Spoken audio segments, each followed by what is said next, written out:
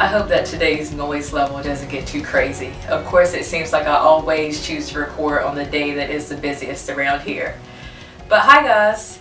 You know what, every time I say hi guys, or I'm thinking about how does this intro go in, I always think about how I need to have a cool name for the people that tune in to I'm So Fly. Kind of like what Lady Gaga calls hers Monsters, and then there's the Beehive of Beyonce. I need somebody to give me a cool name for I'm So Fly. Anyway, I hope that you all are doing well. I was in the gym working out this morning, and the Lord was talking to me so much about this book that I'm writing right now. And I thought to myself, you know, if God is going to speak to me like this all the time in the gym, I need to make sure that I stay in the gym more. I think I've told you all before that one day I asked the Lord, what is a tangible way for me to judge like how I am walking with Him? Am I spending the time that I need to? Sometimes I feel like we slip away from the Lord, not meaning to and not realizing it. You just get caught up in your life and in the natural realm and watching TV or doing whatever, and you don't realize that you slowly started to spend less time with God. So when I asked Him that, He said, you can judge it by the way that you are working out. And He said, notice that when you are taking care of your physical body, you are also doing a very good job of spending time with me. And when I thought about that, I was like, He's right. I do. For some reason, they walk hand in hand for me. When I'm working out a lot, I am spiritually more in tune, and I want to spiritually grow as well. So I encourage you all to also ask God, what is that tangible way that I can judge whether or not I'm on course with you? And it's such a good explanation of what I was asking for, because it's very easy to realize whether or not you've gone to the gym this week, right? So you don't have to say, okay, well, I read the Bible 2 days ago. That should have been enough. I can say, well, Angel, you didn't go to the gym in the last week. That is a clear sign. So I encourage you to ask God that. I feel like God is great about giving us those things that we ask for and those things that are good measurements for us. And that was a good one for me. I've been asking the Lord to give me more passion for the gym because I do not like it. I'm so thankful for my dad that he really instilled in us. You only have one body, you need to work it out, take care of it, because that is the thing that motivates me to keep doing it. Honestly, it is not something that I think I'll ever really like, but I appreciate it and I do understand the importance of it. So anyway, I don't know where that came from, maybe somebody needs to hear it, but today I wanted to encourage you all. And I say encourage you all because I felt like over this last week the Lord was showing me, and I thought about even back on my own life, how much we are so good at beating ourselves up. We beat ourselves up about everything, and especially if you are like a new Christian or if you are trying to transition over into living a life for God. Everything that you don't do right, or every time you think that you miss it, you beat yourself up.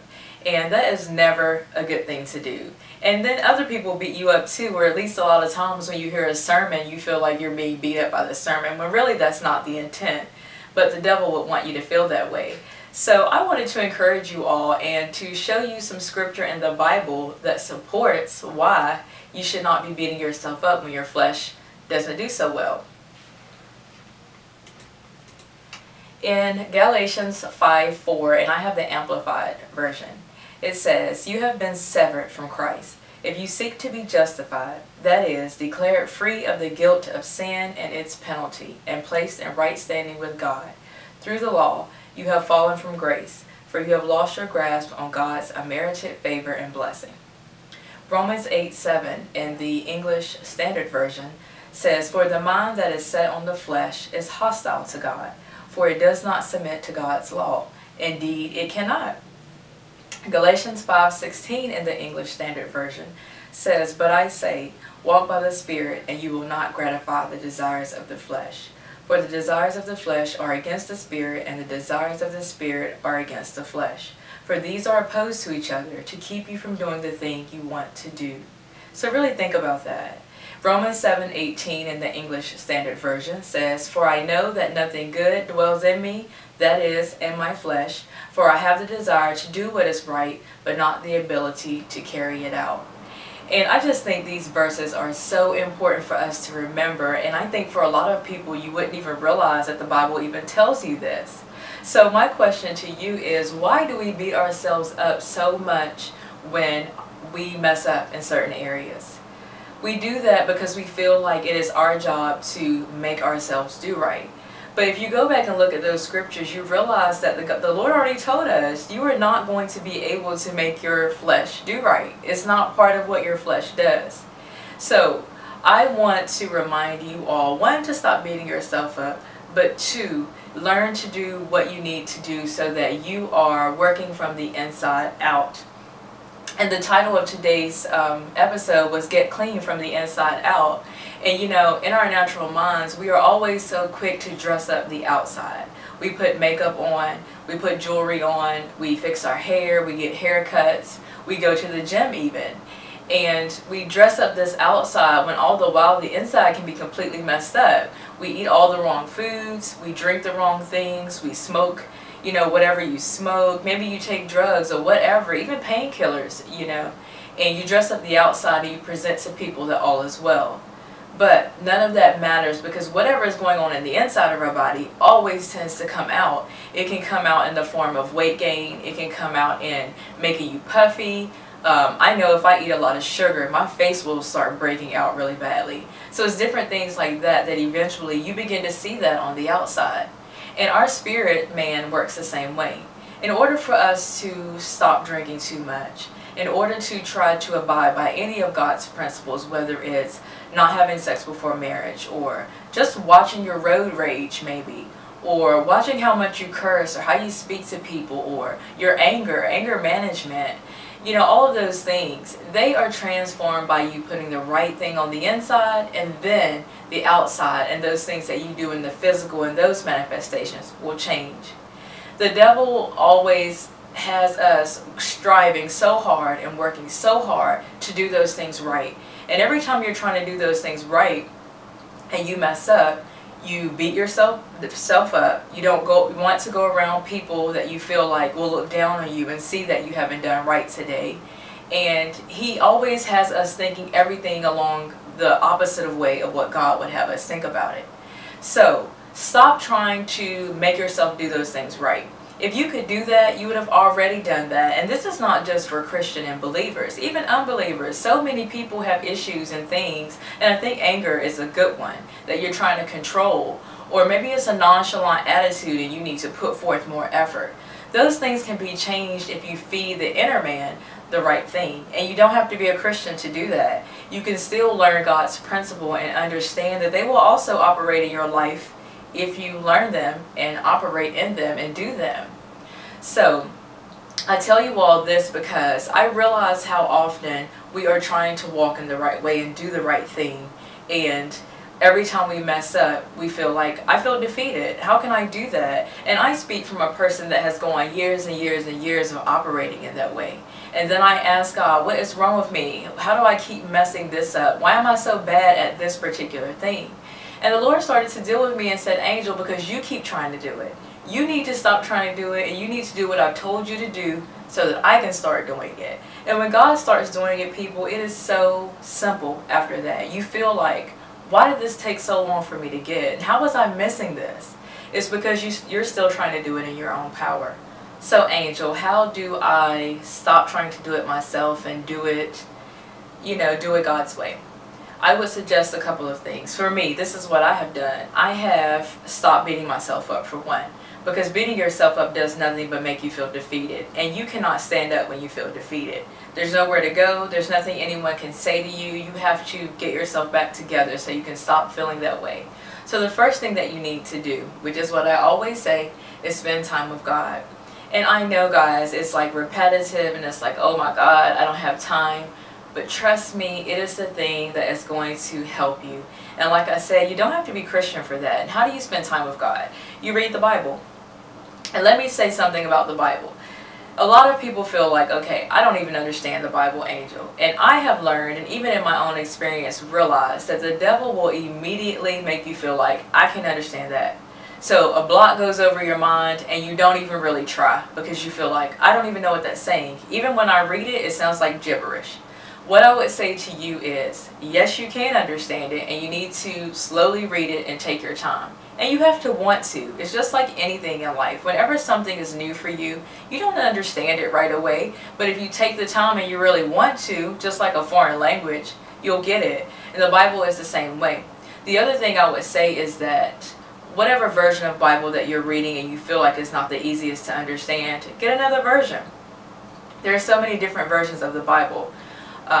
I never suggest King James Version. I personally use the New King James Version, but I also will go to the Amplified Version. The scripture that we looked at earlier on the video is English Standard Version. There is the New Living Translation, and I think that all of those are a little simpler for people to understand. And another one that I've been using recently is the Message Version. So any electronic Bible that you have can provide any of those translations of the Bible. And it's not like back in the day when our parents needed different versions. They had to buy each of these physical books. And now we have one app, go straight in, change the version, so there's no excuse for that. The other thing about the Bible I want to say is something that the Lord told me this week. I was spending a lot, or maybe 2 weeks ago, I was spending a lot of time listening to sermons and doing what I felt like God wanted me to do. And then the Lord said, Angel, you need to get back to the Word, the written Word, which is the Bible. And He said to me, never look at that like it is just a book with words in it. He said every single word is a spiritual thing. And every time you read something in the Bible, you are getting a spiritual deposit into your spirit. So while it doesn't feel like that, it is having an effect. It's not the same as hearing it. It's not the same as watching a sermon. It's not the same as even worship. It's different from even that. It is a spiritual deposit that goes into your spirit every time you read the Bible. And don't expect for it to feel like that. It won't feel like that. So when the Lord said that to me, in that moment, I was going through something. Maybe I was feeling frustrated, and He told me what to go back and read. As soon as I read that, I didn't feel a thing as far as like I felt like God's presence or I felt whatever. I just knew that as soon as I finished reading that chapter, that frustration was gone. And I realized what He said to me was so true. There was nothing special that I had done. I had simply gone and read the chapter that He told me to read, and I didn't pray over it. I wasn't really meditating over it. I was just reading it and trying to understand, of course, and realized that it had already changed me. And that was a good example of what God was trying to say to me. Like, sometimes, Angel, you're still looking at the Bible like it's just a book. It's not just a book. The Bible is living. It's God's actual word. And there is like fresh manna there for you. There's fresh whatever you need, revelation and understanding right in that moment. So first you have to stop looking at it like it's just a Bible and take off the blocker of I can't understand. You can understand if you want to. And you need to find a version, a translation of the Bible that works for you. And we'll put some of those up at the end of this video. The other thing I would say is, who are you hanging out with? If you want to learn how to encourage your spiritual man, you have to stop hanging out with people that are always only feeding their physical and their soul. I feel like, you know, there are people in times, I guess, that maybe we still want friends and we need buddies, but I mean, we're at an age now where you need to be hanging around the right people. I've heard the saying that you are a sum of the 5 people that you hang around. And that really made me think, like, who are the 5 people that I am around most? Because if that is the sum of me and that is what represents me, then I need to be very choosy in my friends and who I hang around. So do not expect that your spirit or you can change in the right ways if you're not putting the right kind of people around that will encourage that. And the devil is very sneaky about putting the wrong people around, because as soon as you start really trying, you'll find that those friends that aren't trying at all of a sudden come back in your life and you're like, where did you come from? That's the way it works. So you need to be very mindful of that and be very choosy about who your friends are. The third thing I would add is to be mindful of the information that you are receiving. I mean, as far as TV, as far as radio, as far as just everything that's around you that you're listening to. While you may not understand that that stuff has an effect, it truly, truly does. And the devil is so very good at making us think that he, not even think about the ways in which he is influencing you. And that's why I'm so bothered with today's music and the things that they talk about. It talks about death a lot. It causes children to repeat things, and even adults to say things that you don't really mean that you want to happen, and you don't even realize that it's the case. And a lot of times he'll make people say, well, I don't believe that. Well, just because you don't believe it doesn't mean that it's not true. A lot of people don't understand a lot of God's principle in the Bible, but it doesn't change the fact that it's true. And the fact that God says there's power and death in your tongue, a lot of people may not believe that, but it doesn't change the fact that it's true. So when you are singing certain songs and you think to yourself that they're just words and you're just singing, that's not what's happening. You're causing yourself to be in a trap of the enemy and you don't even realize it. So be very mindful of that. And believer or unbeliever, I believe that you can ask God to show me. God, show me when I am allowing sources to go into my ears and go into my mind that I don't really need, and I don't intend for it to be that way, because I believe that He will. You will feel that nudge the next time you put that music on, or you'll feel that nudge the next time you choose to watch that TV show, like you shouldn't do this. That would be God letting you know because you asked Him to. And I'm concerned at the fact that people don't realize what they're allowing to go inside of them. And even for myself, certain TV shows I've thought, well, they're not bad, they don't cuss a lot, or they don't do this a lot, and the Lord has checked me about it, like, it's still not what I want for you to be receiving. And then I had to ask myself, okay, Angel, even if you like that show, do you lay it down for God? Do you understand the fact that if He says it's not the best thing for you, that you believe Him? Or do you say to yourself, well, I don't know if that's true, it doesn't feel like it's bad for me, I'm still going to do it? And that's what you need to think about. Do I just still do it anyway, even though I do feel that nudge that says don't do it? Because all of that stuff matters. And then, when you continue to let sin into your life in every form that you want, whether it's being rebellious about something that God asked you not to do and you keep doing it, and you don't have to be Christian to do that. You know when you feel like you need to stop doing something, but you keep doing it anyway. So you can keep trying to say, well, I'm not Christian, I don't believe that, and I don't live by that stuff. It doesn't change that those principles are still active in your life. And what so many people don't realize is that you're opening the door for that sin. Sin would be anything that God would not prefer you to do. And whenever you're doing that, you will open up a door for the devil to come into your life and cause havoc. You might be a person that feels like, how come every time I feel like I take one step forward, I take 2 steps back? You need to examine what you're doing in your life. Because if you're always opening the door for sin to be in your life, you will find that you're always having problems. Maybe it's, okay, I get a little bit of money to the side, now my car has broke down. Or maybe something else has broken down in my house, now I have to go get it fixed. Think about that. The things that you are doing in your life that you know that you should not be doing is opening the door for you to constantly have problems. And I'm not saying that someone that is walking by the way of the Lord and doing everything that they can in their might to do right will not have issues come up. But what I am saying is that that person does not have extra openings in their life where they have allowed the devil to come in because of things that they have done. So think about that. And even with that, ask the Lord, where are those avenues that I need to close doors on that is allowing the devil to be active in my life? I don't want that. Who wants that? You know, Christian or not, who wants that? And I say all of these things to you all because the goal here on earth is to have the best life that you can have. That's the goal, right? And if you want to have the best life, you have to start understanding that God has given us the complete direction in the Bible on how to have that life. If you want to obtain knowledge, if you want to have that life, all you have to do is go to the Bible and figure out what God had to say. And like I said, find that version that helps you to understand God's principle. And learn how to talk to Him. He will talk back to you. And God's voice sounds like your voice. You won't hear Him audibly necessarily. You are going to hear Him in your head. You'll know when that thought is not yours because you weren't thinking along those lines. And He doesn't sound like the movie. He's not that deep, low voice. He just sounds like you. If you're a person that cracks jokes a lot, the Lord might crack jokes with you a lot. If you're a person that's witty and sarcastic, the Lord might be witty and sarcastic with you. But you'll know when it's Him, and you just need to start practicing that.